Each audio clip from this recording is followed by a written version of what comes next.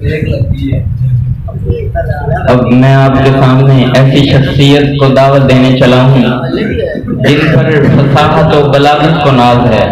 ان کے لیے میں ایک شعر پیش کروں گا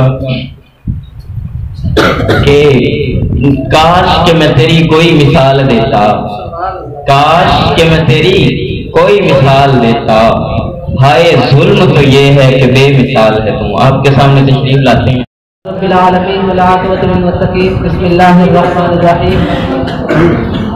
سر سے لے کر پاؤں تک تنویر ہی تنویر ہے، سر سے لے کر پاؤں تک تنویر ہی تنویر ہے، جیسے منہ سے بولتا قرآن وہ تقریر ہے.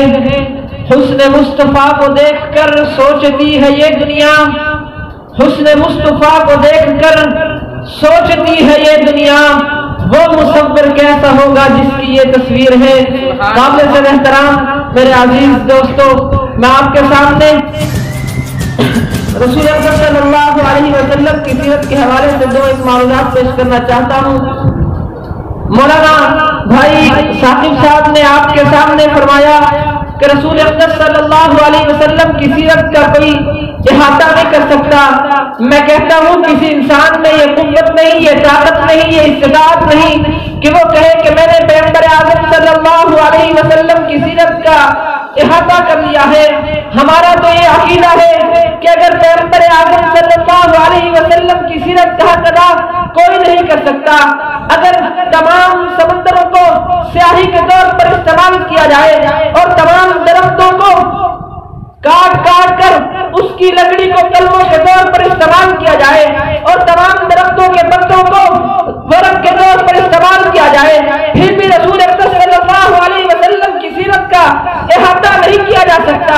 میرے عزیز ساتھیوں، پھر لوگ کہتے ہیں کہ اگر پیغمبر اعظم صلی اللہ علیہ وسلم کی سیرت کا احاطہ نہیں کیا جا سکتا تو پھر پیغمبر اعظم صلی اللہ علیہ وسلم کی سیرت بیان کرنے کا کیا فائدہ؟ تو یاد رکھو، میں ان کو اپنی مثال اس بڑھیا کی سی دینا چاہتا ہوں کہ جو بڑھیا حضرت یوسف علیہ السلام کو خریدنے آئی تھی اور کسی پوچھنے والے نے پوچھا تھا کہ بڑھیا تو اس روئی کی کٹنی سے یوسف علیہ السلام کو نہیں خرید سکتی.